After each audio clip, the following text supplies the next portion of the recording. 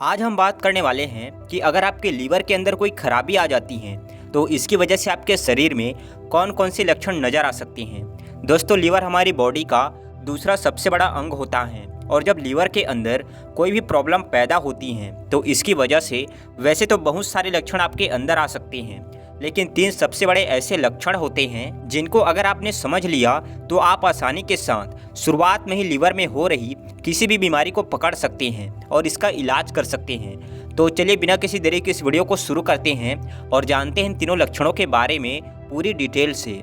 दोस्तों, लीवर हमारी बॉडी के लिए एक बहुत ही महत्वपूर्ण अंग है जिसमें हम जो कुछ भी खाते हैं, चाहे वो हमारा खाना हो चाहे वो दवाई हो, हर एक चीज़ हमारे लीवर में ही जाकर मेटाबॉलिज्म होती हैं और इसके अंदर मौजूद जितने भी टॉक्सिन्स होते हैं, हानिकारक चीज़ होती हैं, वो सब की सब हमारा लीवर ही बॉडी से निकालने का काम करता है। इसके अलावा बहुत सारे प्रोटीन, बहुत सारे एंजाइम्स और बहुत सारे ऐसे हार्मोन्स भी होते हैं जो कि हमारे लीवर में ही बनते हैं। तो इसीलिए अगर आपके लीवर में थोड़ी सी भी खराबी आ जाए तो इसका असर ना सिर्फ हमारे डाइजेस्टिव सिस्टम पे पड़ता है बल्कि हमारी पूरी की पूरी बॉडी के ऊपर पड़ता है और हर एक सिस्टम के ऊपर पड़ता है। और इसीलिए बहुत ज़्यादा ज़रूरी है कि हम अपने लीवर की हेल्थ को मेंटेन रखें।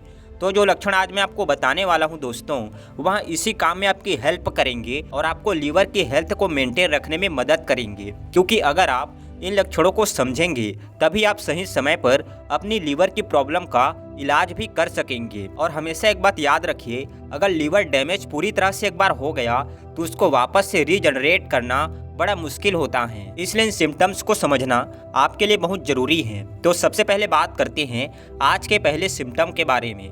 सबसे पहला और सबसे इम्पोर्टेंट लक्षण जो कि आपको लीवर खराब होने की सूरत में नज़र आना शुरू होता है वो है आपके डाइजेस्टिव सिस्टम से रिलेटेड।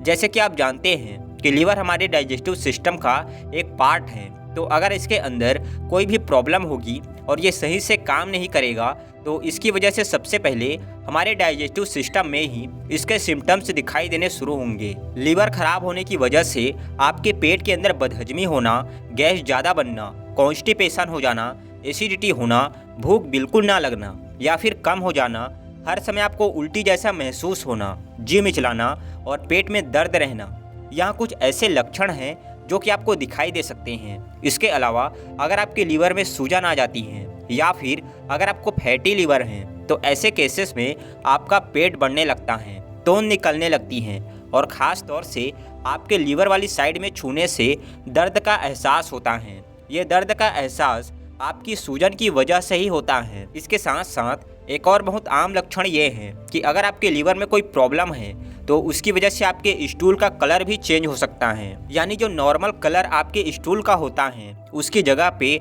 आपके स्टूल का कलर या तो बहुत ज़्यादा पीला हो सकता है या फिर ब्राउनिश हो सकता है। तो दोस्तों, अगर आपके डाइजेस्टिव सिस्टम में इस तरह के लक्षण आपको नज़र आते हैं तो इसका मतलब है कि आपके लीवर में कहीं ना कहीं कोई गड़बड़ जरूर हो रही है। डाइजेस्टिव सिस्टम के अलावा दूसरा सबसे बड़ा सिम्टम जो आपको नज़र आता है वो है आपकी स्किन के अंदर। जब हमारा लीवर खराब होने लगता है तो उसकी वजह से बॉडी में एक बिलिरुबिन नाम का सब्सटेंस बढ़ने लगता है जो कि धीरे धीरे हमारी स्किन के अंदर डिपॉजिट होने लगता है और इसकी वजह से हमारी स्किन पीली दिखाई देने लगती है, जिसको हम लोग जॉन्डिस बोलते हैं या फिर आम भाषा में इसको पीलिया भी बोल देते हैं। इसके अलावा स्किन में खुजली का रहना, खास करके हाथ पैरों के तलवों के अंदर या फिर स्किन के अंदर बहुत ज़्यादा रैसेज होने लगना, ये भी कुछ ऐसे लक्षण हैं जो कि लीवर खराब होने की तरफ इशारा करते हैं।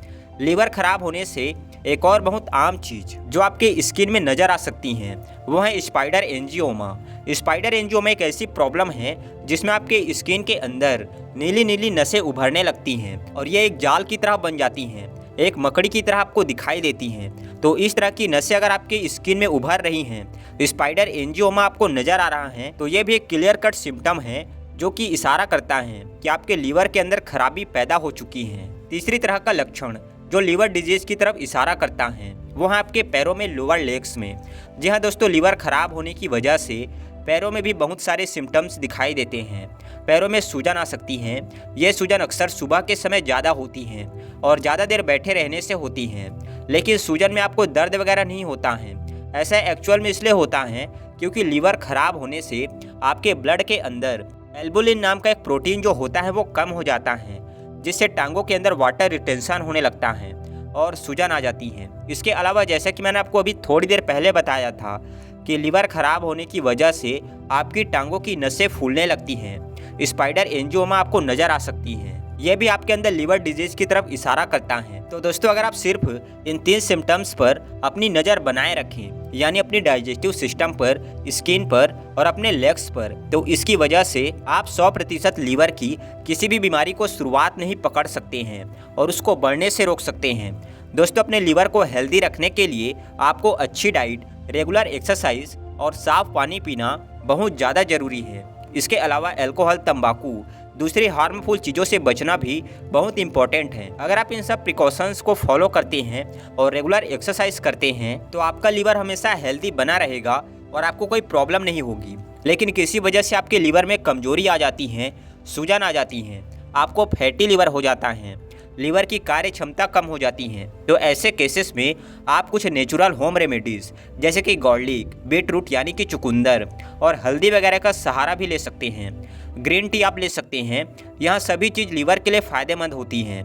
दोस्तों, अपने चैनल पर मैं लीवर के लिए बहुत सारी होम रेमेडीज़ ऑलरेडी बता चुका हूं आप लोगों को। तो अगर आप इन रेमेडीज़ के बारे में जानना चाहते हैं तो उन वीडियोस को देख सकते हैं और उनको यूज़ करना स्टार्ट कर सकते हैं। दोस्तों, मुझे उम्मीद है आज की ये वीडियो आपको ज़रूर पसंद आई होगी और यह वीडियो आपको अच्छी लगी है तो इसको लाइक कीजिए। चैनल पर नए हैं तो चैनल को सब्सक्राइब कीजिए और सभी के साथ शेयर भी कीजिए। मैं आपसे विदा लेता हूँ इस वादे के साथ कि फिर मिलूंगा एक नई बढ़िया सी वीडियो में। तब तक के लिए अपना बहुत ध्यान रखिए, हंसते रहिए, मुस्कुराते रहिए, रोज कुछ न कुछ नया सीखते रहिए ताकि आप हमेशा स्वस्थ रहें।